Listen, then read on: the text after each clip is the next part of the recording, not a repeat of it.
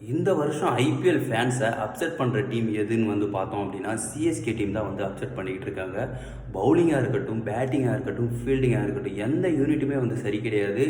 IPL ஆக்ஷனில் சரியான பிளேயர்ஸை எடுத்து போடலை அப்படின்றதையும் சொல்லிக்கிட்டு இருக்காங்க. அது மட்டும் இல்லாமல் சிஎஸ்கே மேனேஜ்மெண்ட் வந்து திரும்ப திரும்ப இந்த தப்பு பண்ணிக்கிட்டே இருக்கிறாங்க. எந்த ஒரு ஐபிஎல்லையுமே எந்த ஒரு சீசன்லையுமே சரி சிஎஸ்கே டீம் வந்து ஒரு யங் பிளேயரை வந்து கொண்டு வர மாட்டேன்றாங்க, மோட்டிவேட் பண்ண மாட்டேன்றாங்க. இப்போ எம்ஐயில் வந்து பார்த்தோம் அப்படின்னா விக்னேஷ் புத்தூர் அப்படின்ற ஒரு இளைஞரை வந்து டெபியூட் பண்ணாங்க. அதுக்கப்புறம் அஸ்வினி அப்படின்ற ஒரு பிளேயரை வந்து டெபியூட் பண்ணாங்க. எல்லா டீமுமே பண்ணிக்கிட்டு இருக்கும்போது சிஎஸ்கே ஒரு பிராண்ட் டீமாக இருக்கிற டீம் வந்து ஏன் வந்து இருக்கிற பிளேயர்ஸே வச்சு விளையாடிட்டு இருக்கணும், புது பிளேயர்ஸுக்கு ஏன் போக மாட்டேன்றாங்க, சின்ன ஒரு யங்ஸ்டருக்கு வந்து வாய்ப்பு கொடுக்கலாமே, அவங்களோட திறமையை கண்டறியட்டுமே அப்படின்ற மாதிரி ஏன் போக மாட்டான்றாங்க அப்படின்றதுல தெரியல.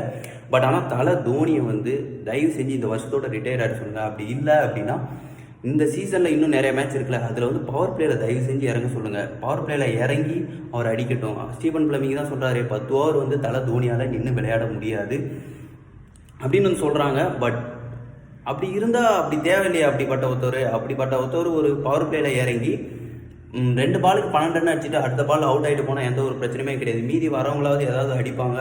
அது மட்டும் இல்லாமல் ஓப்பனிங் இன்னும் ஸ்டார்ட் ஆகலை. டீமுக்கு வந்து இன்னும் செட்டே ஆகலை சுத்தமாக.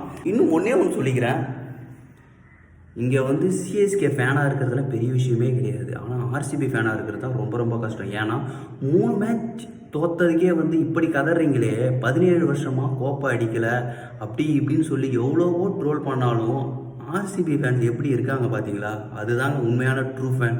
கண்டிப்பாக வந்து ஆர்சிபி ஃபேனுக்கு ஒரு சல்யூட்.